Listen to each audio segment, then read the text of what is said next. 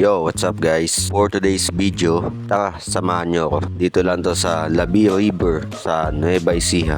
Saan ka makakakita ng halagang 10 piso ay makakaligo ka na sa gantong kalinaw at napakagandang view na lugar dito sa Nueva Ecija. Actually, may pinuntahan kasi kami yung lugar malapit dito. And naisip ko mag side trip dito since malapit lang naman siya dun sa venue. So mabalik tayo, no?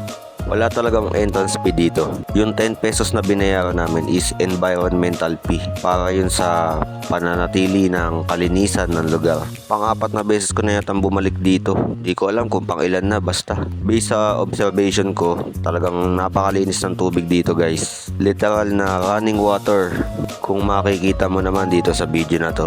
Meron nga pala sila dito mga pinaparentahan na cottage. Bali nag-i-start yun ng 500 pesos. Depende sa dami nyo. Pagdating nga pala dito sa Arco, no, napansin ko bagong pintura na naman siya. Parang pangatlong beses na yata to. Yung biyahe namin from Bulacan. Bali bumiyahe lang kami ng 2 hours mahigit. Since maganda yung kalsada at wala naman kami masyadong na-encounter na traffic. Smooth lang yung naging biyahe.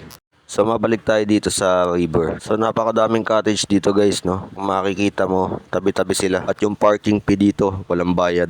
So tamang tampisaw lang. Maya-maya babalikta din ako ng Bulacan kasi may hinahabol kaming oras doon. And sabi ko nga, side trip lang to. Kumbaga, wala talaga to sa plano. Kaya ito, naisipan ko gawa ng short video. Kasi alam mo na, minsan lang tayo madaan sa mga ganitong lugar. Kaya sulitin na.